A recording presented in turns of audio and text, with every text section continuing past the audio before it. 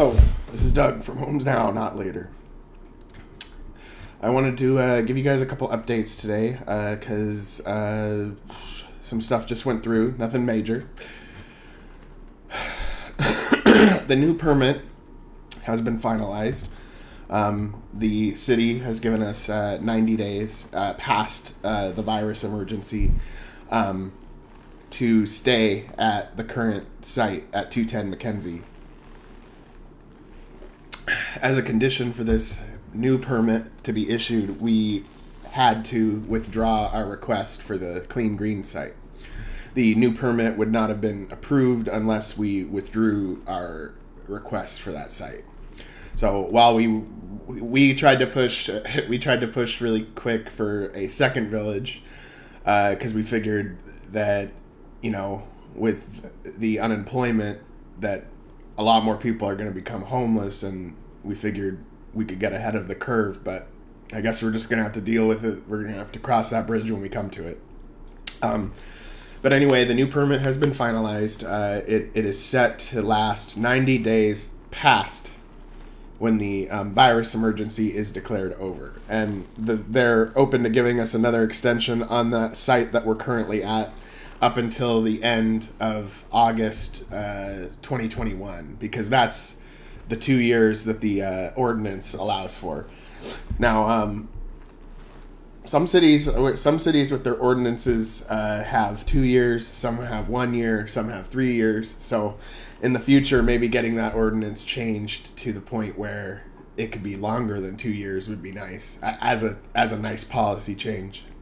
Because it doesn't look like the number of homeless is going to be going down anytime soon, so it might be a good policy change.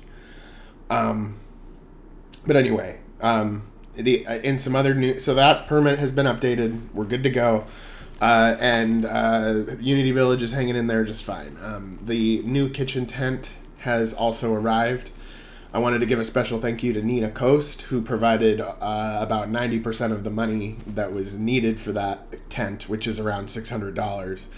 So this is going to be bigger than the current kitchen. The current kitchen, as it is too small. This tent will be about the size of, if any of you guys have been down to Unity Village, this new tent will be about the size of the big green tent that we already have down there. And we're hoping to be able to have enough room to put a center island in the kitchen, you know, that kind of a thing. And I think it's going to be really nice when it's complete. It's going to be nice. So that's in the works. Another thing we have going on is that we are having the residents repaint our gray water trailer.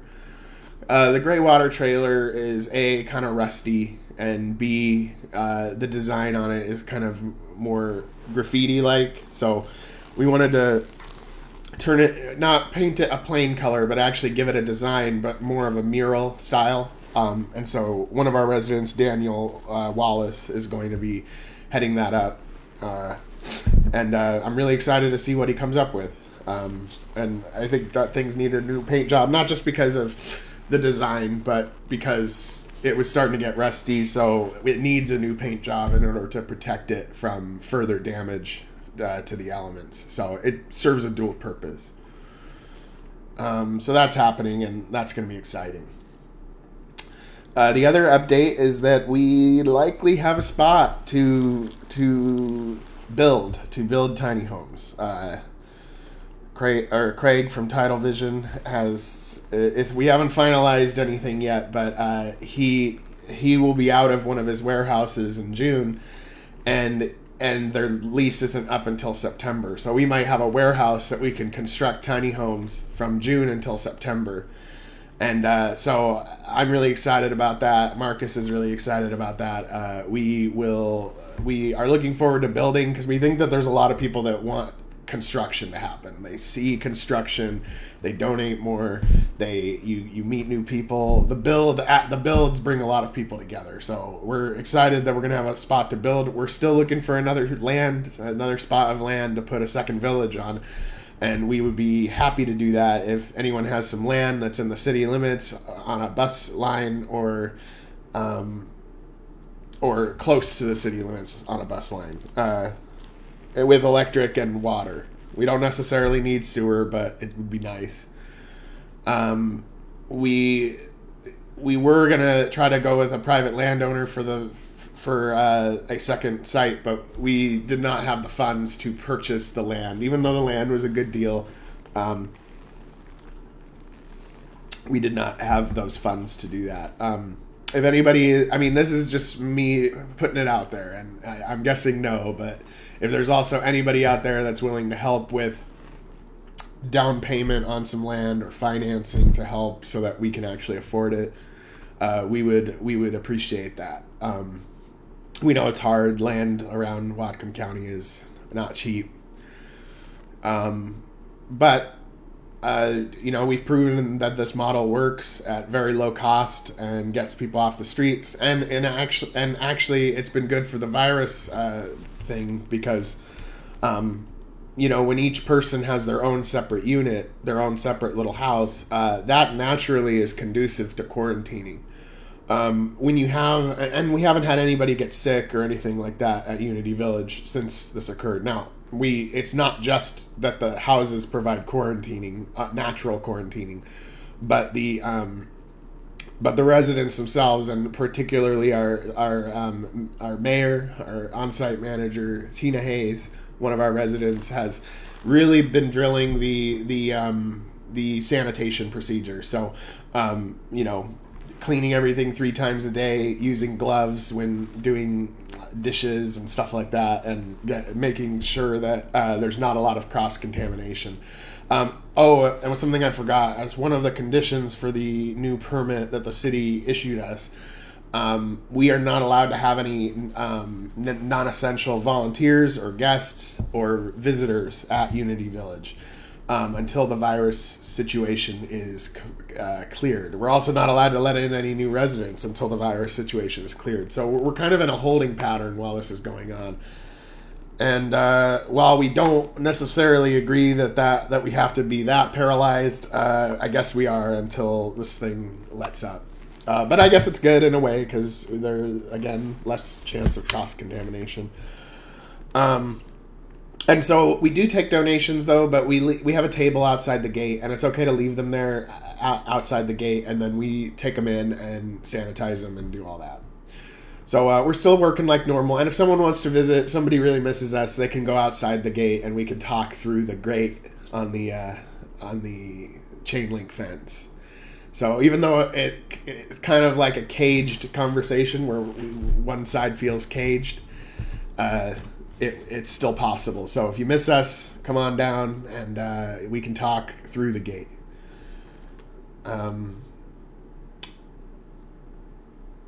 Marcus is heading up with a citizens outreach effort to they have set up an emergency backyard tent encampment. I don't know where it's located. I've heard good things. The idea behind it was that a tent in a yard being multiple feet apart from another tent is more conducive to quarantining. When you have kind of like an environment where everybody's warehoused in one room, say like a high school gym or something, you get a lot easier for cross-contamination because you have a lot of people in one spot. Unlike the tiny homes where they're all separated, sure, more people can stay there, eat more easily for sure. But again, it opens the door to a lot of cross-contamination, and so having tents is kind of tents suck, but having them is better than not. And there's got to be a place where an emergency encampment can be set up. It's really gracious of somebody to allow their backyard to be used for that, but that shouldn't be necessary. There's got to be a bigger spot, and if we find one, or if we're allowed to do one, HomesNOW can crank it together and make that happen too, or help anyone who wants to do it within the confines of being legal or whatever. Okay. Another thing that we have going on is we need donations. So we actually have a few reserves. We're doing okay. We at least have a couple months to fund ourselves without a problem. But we have noticed that donations, especially donations of money, have pretty much stopped or gone down a lot since this virus thing has started. I understand because the economy is tough. But we don't need much to continue running operations totally smoothly. So what we need, if you can spare a little bit, is we're more partial to monthly donations because that will help us budget a lot better. So like, for example, we have about $700 in people that have $700 a month of people that are donating monthly. Sometimes it's $5. Sometimes it's $10, but it all adds up. And sometimes it's $50. But it all adds up, and that actually helps us budget really well because we know for sure, we've got $700 this month, and then next month, and then next month, and so our monthly costs are somewhere in the area of $2,000 a month. It was $1,200. It's about $1,200 in the summer, and it's about $2,000 in the winter. The reason why is because of the electric heating. And these heaters are very efficient. They're twice as efficient. They use 700 watts instead of 1,500 watts. But again, they still use up a lot of power, and so that was a little bit more of a hit to our costs than what we expected. But in any case, if you want to give a random cash donation too, that is always welcome. However, if you have a few dollars a month to spare, that helps us budget way better. And we definitely need it, and anything you can help with is much appreciated. And I included links to that in the description of the video. I also included links in the description of the video for the Bellingham Herald article that came out about our extension, as well as the city's official statement about our extension. We're doing really well down at Unity Village. Spirits are high. Nobody's gotten sick. I'm really glad we went with a self-governing model for Unity Village because that's the only way that this is working so smoothly under these conditions where no one's allowed to visit, really, not even like volunteers and stuff. So if we had not gone with a self-governing model for Unity Village, then it would be way worse right now. It would be probably kind of a shit show. But because we went with that, everybody's independent and they're able to run their own village without much trouble. And I'm proud of them for being able to do that. And things pop up from once in a while, but not anything major. It's all stuff that if you lived with 17 people, like roommates or something, you would run into it too. I also want to stress, that brings me to a good point. So I also want to stress that everybody that lives at Unity Village is perfectly fit for the same type of housing that you or I enjoy. We provide emergency housing, and there is a housing crisis, meaning that there's not enough affordable or even low-income housing for people, and so they end up on a waiting list for years. They might literally be on the street while they're waiting for housing, and it makes everything more dysfunctional. It makes everyone have a worse life, including people that don't want to see homeless people on the street and aren't homeless themselves, because that ends up being an economic drain. That ends up being a social drain, and so this is a very low-cost model that is emergency housing while people are waiting to get into more permanent housing. And so we try to, as much as possible, make the housing experience like as high standard of living as we can. The one thing that we are kind of that's the main stopping block at this point. It's not a stopping block, but it's not ideal, is using porta potties instead of like real toilets. So if there was any way we could use real toilets instead of porta potties, that would be nice.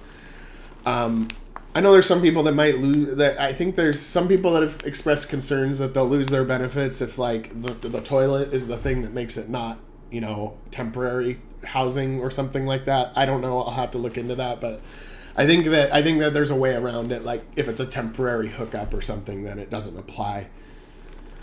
But in any case, we are always trying to increase the standards and make sure everyone's happy and living a good life, and that we can self-sustain.